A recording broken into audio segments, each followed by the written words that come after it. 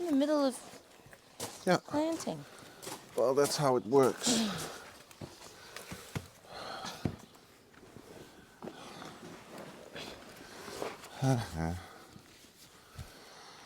So, this is not going to be a vlog about building the house, renovating the house. This is going to be a vlog purely about us as being chicken owners for the last... Year. No, not a year, 8 months.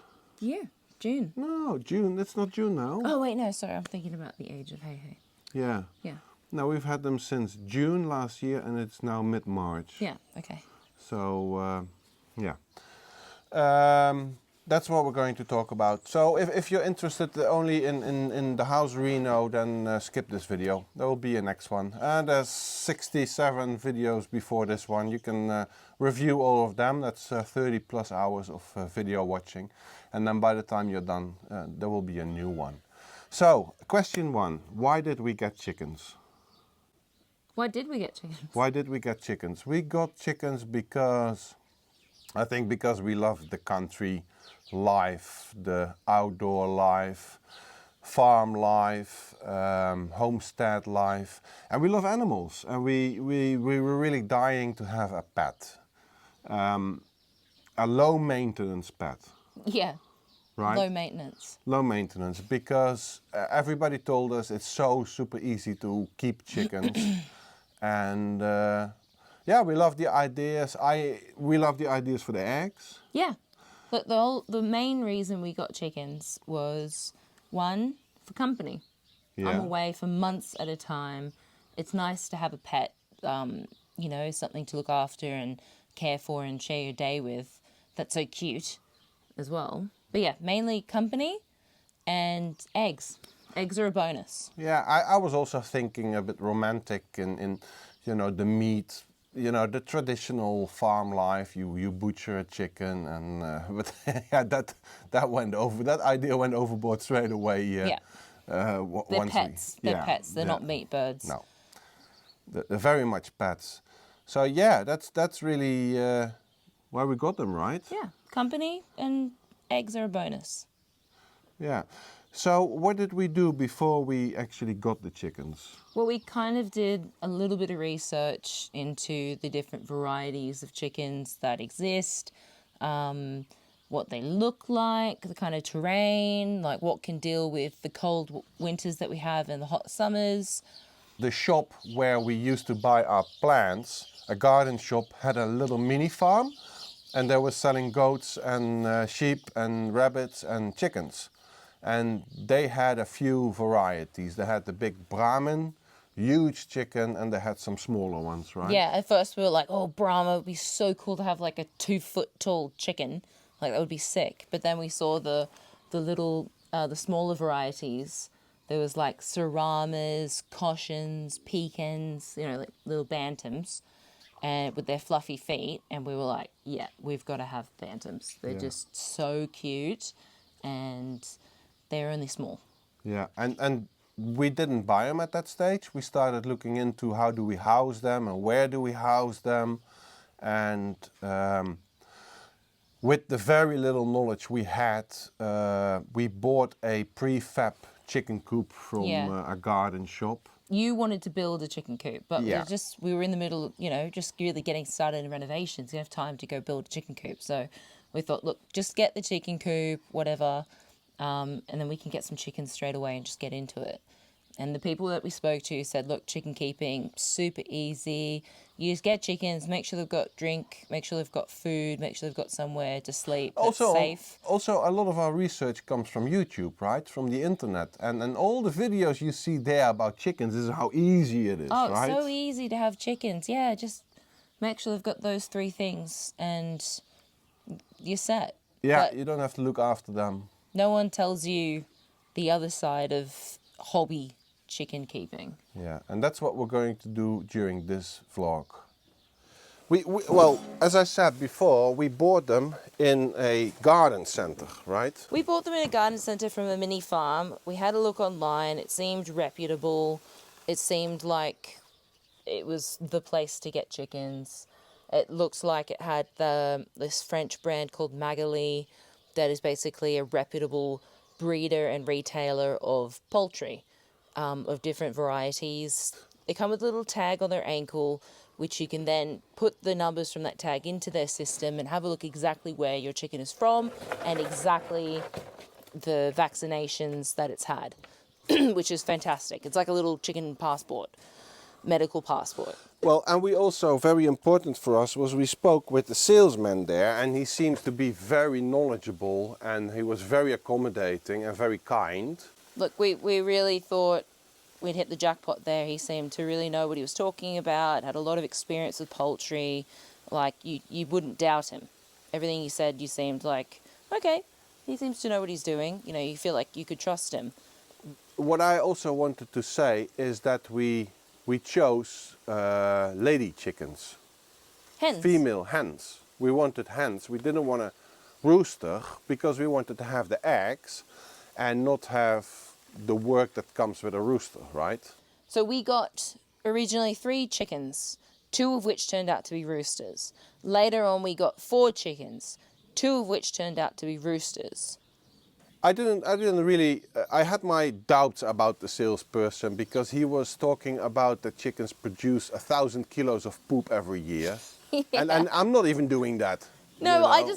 I thought maybe, did he say it wrong? Like when he said it and we were laughing, I was like, did he say it wrong? Maybe did I misunderstand? But no, he did say that. So that should have been probably the first big red flag, but anyway. Yeah. Well, anyway, we were really also positively influenced by this Magali brand. This Magali brand is a French brand. They produce chickens, which they make sure that they're not crossbreed chickens. They make sure that they're all vaccinated. They only come for sale after 16 weeks of age, after they've had all their vaccinations, a whole list. Then they get this ankle bracelet. Their number is online. You can look up the date of birth. You can look up all the details about your chicken. They produce chicken feet. Yep. The normal chicken feed, the chicken feed for young chickens, the medicated chicken feed against blood lice and parasites. Yep. And also their marketing was just really good. It was just really popular, modern. Yeah, but it is a reputable brand in France. Yeah. So I asked when we purchased the chickens from this garden centre with the mini farm, are these Magali chickens that we are buying? And he said yes. So we thought, great. Although only one of the chickens that we bought originally had a tag, I don't really question it any further. I just thought, oh, maybe their tag came off, or I don't know. I just really, really trusted this guy. So. Yeah. Oh my God, they're so pretty. Is that plum?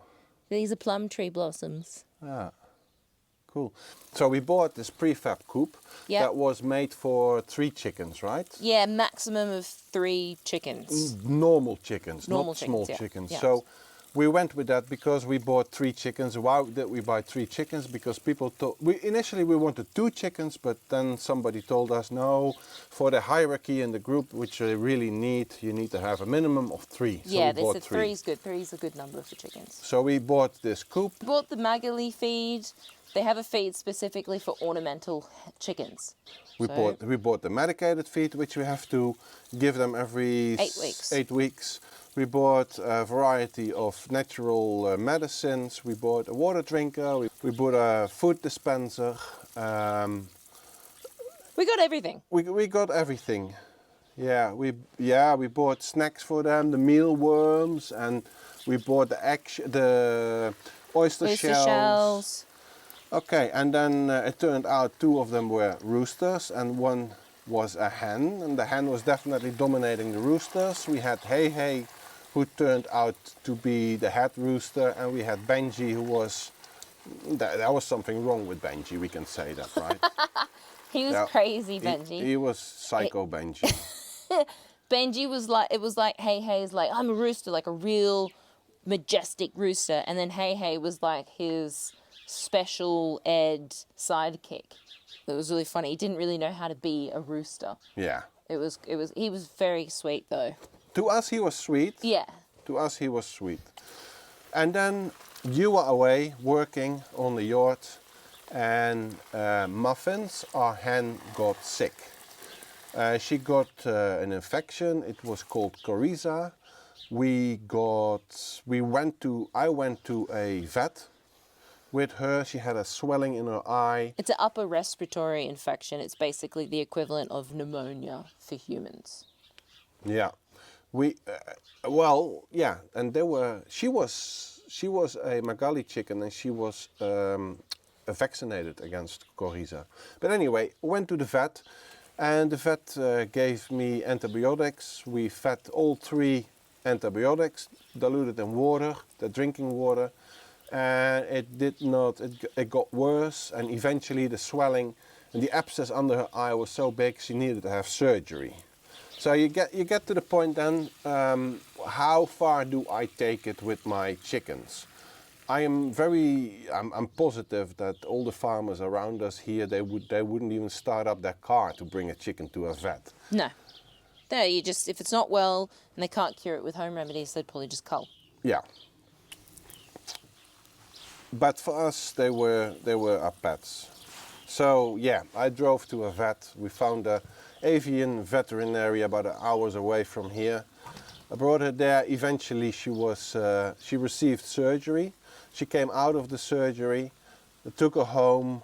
She seemed doing fine. I was keeping her in the house with me 24 hours a day. Eventually, I let her out. 3 days later, you let her out. 3 days later, I let her out. So, yeah, and then the next morning, I found her dead. Yeah. So what we figured basically was she didn't have enough time to recover from the surgery before being back out with the other chickens, out where you have to feel stress and be in different temperatures. Yeah, this was in the summer, so yeah, it was in the were summer. Not that That's what I mean. Regulating her body temperature and everything. Yeah. She would have needed. Now we know she would have needed at least 10 days inside, away from everyone else. Just no stress. And yeah, but the thing as well is that chickens are social animals, and they can get depressed. Okay, but that's another subject, Marius. Yeah, okay, but that was also a reason to get her out. I want to have the chickens as much in the natural environment as is possible, because I personally believe that's where they belong, and that's where it's best for them. Well, it is. It is best for them in their own group, in their flock, outside, of course. But if you're going to have these hobby pets and they're going to have surgery, then you have to give them the care that's required to get their health back up so that they can cope with being out with their flock in the elements. Yeah, and there's another thing. I had to force feed her antibiotics eventually. And I'm not good at doing these things. I'm too afraid that I hurt the animal. And you have to stick the syringe really deep in the beak in order to ensure that you're hitting the stomach or the crop. Yeah, well, you have to bypass the trachea. So like in their beak, there's like their tongue, and then underneath their tongue is the trachea. It goes into their lungs. It's where they breathe. And then if you go over the tongue and straight down, you should go straight to the crop, which is where, if you're going to do tube feeding or anything, that's where you need to insert. And I might accidentally have been feeding into her lungs. We don't, yeah. I mean, do you really want to say this? Yeah, this is... Okay, say it again. That's my beginner's mistake. I'm incredibly sorry about that, but everything was new to me. I'm not used to force feeding a chicken. I find it rather scary because I'm afraid to hurt them. Well, but it is scary. It could be a possibility why she died. It could have been a possibility why she died. We're not sure. Chickens are super fragile. They don't usually undergo surgery very well anyway. The shock when they wake up is what can kill them, which is what happened to Benji.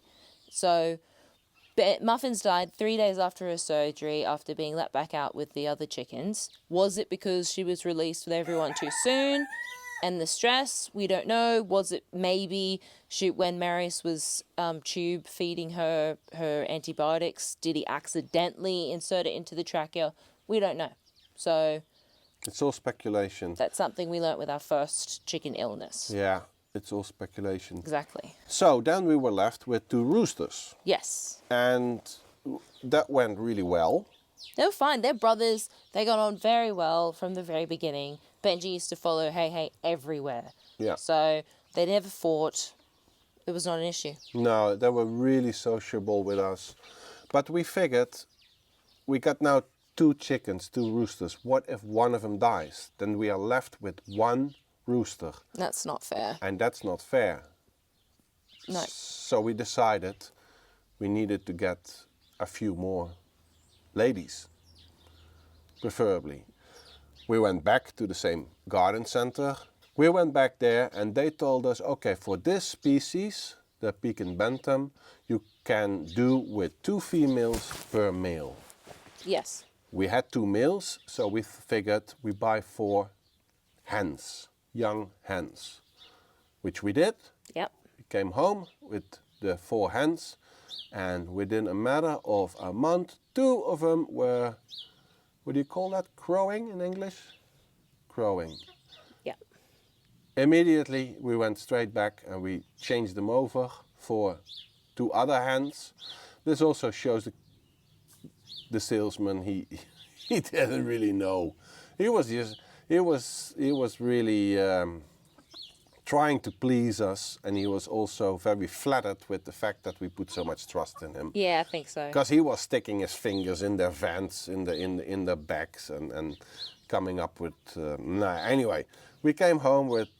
Eventually, we had 4 girls, and it took a little while until things sort of settled, until the hierarchy was established, until Hey Hey, our main rooster, had found his girlfriend, his love interest.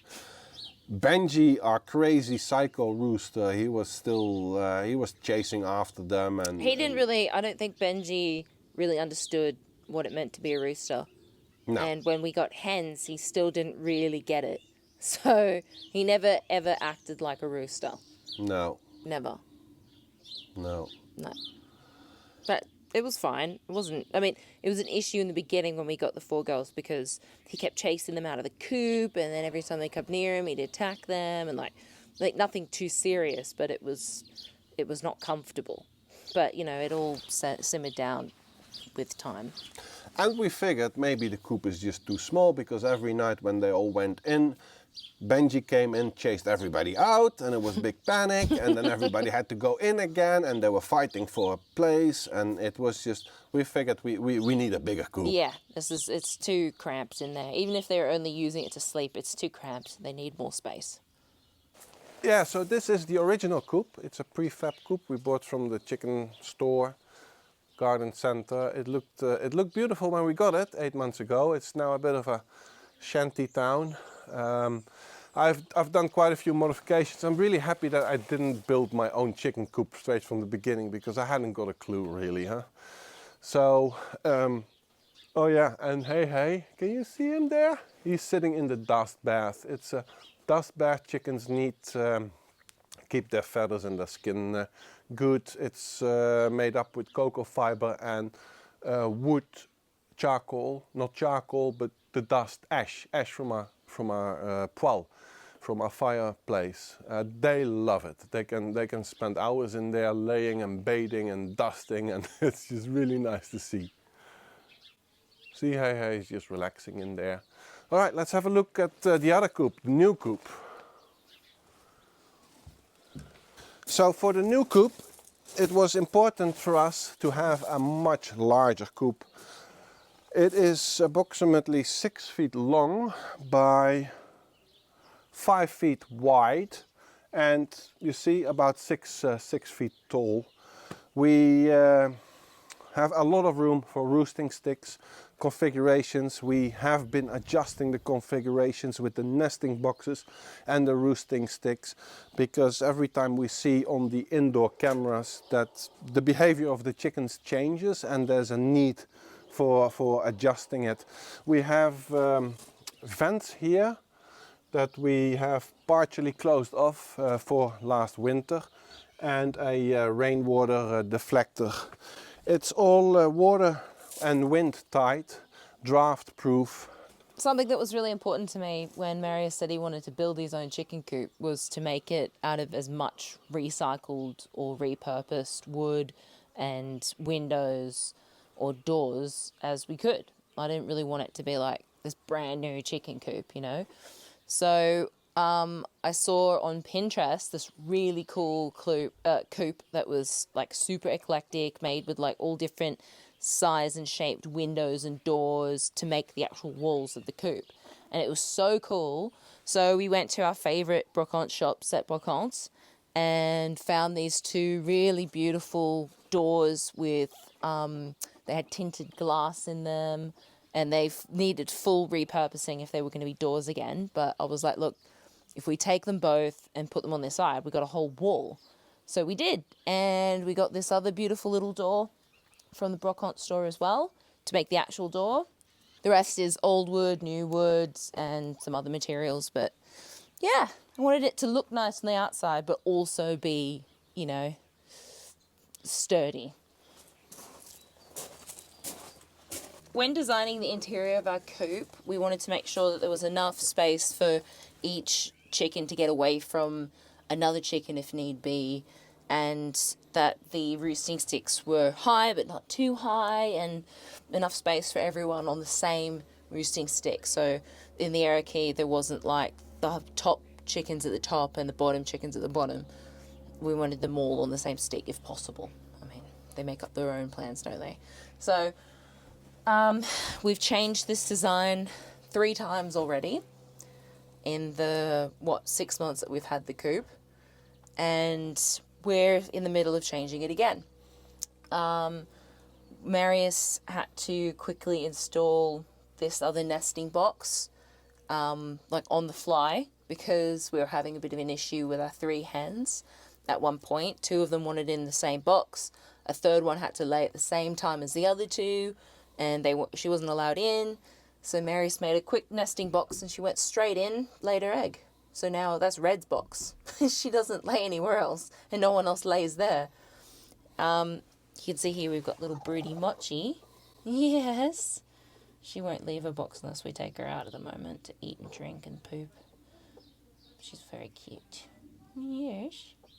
Silly little thing. She's sitting on nothing. There isn't even a fake egg in there. Anyway, we've got this really cool drip feeder for water. It's got these little like nipples, metal nipples underneath. The chickens just tap on them. Water comes out in drips. We thought this would be a great thing to have in the coop in the winter to minimize moisture in the air with an open water drinker. It also has like an electric heat element that goes inside to prevent it from freezing in the winter. So that's a cool little gadget to have. We've got our cameras. These are iGeek cameras. We bought them online. They're great. We can watch the chickens live. They're perfect for when we're away, to make sure that everyone's in the coop when they're supposed to be. Just check on them. We've got Mary's installed power into the coop because we need it, and we've also got a Wi-Fi router in here for the iGeek cams. They run on the internet. So if we've got bad connection out here, then we can't see the cameras when we really need to, which can be really stressful if you're away and trying to check on the chickens and you can't see. So Wi-Fi router in the coop, plus Hey likes it when he's got good connection for his phone. He gets very upset otherwise. We decided to go with the deep litter method. We're using hemp shavings, or chanvre in French. Basically put a nice thick layer of that. We've mixed in some of the pure wood ash from our fire stove. Helps against mites and things. Some people like to use diatomaceous earth. We had some, we were using it, then we read online in multiple places that it's maybe not the best thing, so we've just decided to stick with ash and be done with the DE just in case. So yeah, it's a mixture of those 2 items, and every now and again, maybe every second day, we just give it a quick rake if there's any fresh poop. What happens is the chanvre, or the hemp shavings, they basically absorb moisture. So all of the poop gets covered in the hemp, and it absorbs the moisture from the poop. It absorbs the smell, the odor.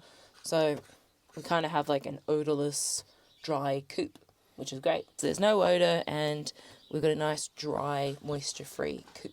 If you want like low maintenance chicken keeping inside your coop, this is also a super good method, using the deep litter method, because we're only changing it out now and it's been in here for 4 months. You could probably go a couple more months, but we're just changing it out because I'm leaving tomorrow, and I'll give Marius a hand, and then they'll have a nice fresh coop for the summer. Yeah. Cool. Yeah, and this is really my lifesaver. The Chick-Cozy opening door. I don't have to get up really early to get the chickens out. I don't have to close the coop door at night myself. I often do, but I don't have to. And when I'm away traveling, this is all automatic, and the caretaker will just have to check up on feed. And on the cameras we can see whether the coop doors are closed and are open. It's a fantastic system. Battery life, it's still 80%, and we have installed this September or so, half a year ago. Opens once a day, closes once a day. And yeah, you can set it to time or to daylight. I've set it to time. Absolute lifesaver. Hello, Mochi. Hello. With your little bare belly. So she's broody, but she needs to come out. We take her out. Every Her few leg hours. is shaking. I know. Yeah, we take her out 3 times a day about. Ensure that she gets fat and stretches herself and takes a dust bath. And today we are going to close up the nesting box. Yeah. Because this could go on for weeks on end. She's broody. She thinks she's brooding out an egg. There's no egg. There's nothing. She's sitting on straw in the nesting box. Yeah. And it's a hormonal thing. So it's not like you can just switch it off. But we're going to help try and deter it. Yeah. By shutting off her nesting box. But Red doesn't lay eggs in there anyway, so. No, she uses another nesting box, but we'll have to shut that down as well. Yeah. At least for today. They're laying eggs every other day, this breed. Hello. So she's going to be furious today. She's quite feisty. She's going to be super furious. Yeah. Yeah. It's sad. It's sad. You just want to give them the eggs and the young and everything, but getting young chicks, that's a whole different chapter, and I just don't have the time for it. No. Especially in case you give her eggs to hatch, and then she decides halfway through she doesn't want to do it anymore. Yeah. It's hard enough to get a nice Hello. a nice balance in the group and a nice what do you call it, synergy in the group as it is with the hierarchy these chickens have. Yeah. Come out. Got the whole garden, and we chose to come and sit here to talk. And Hey Hey's decided to come and crow right behind us.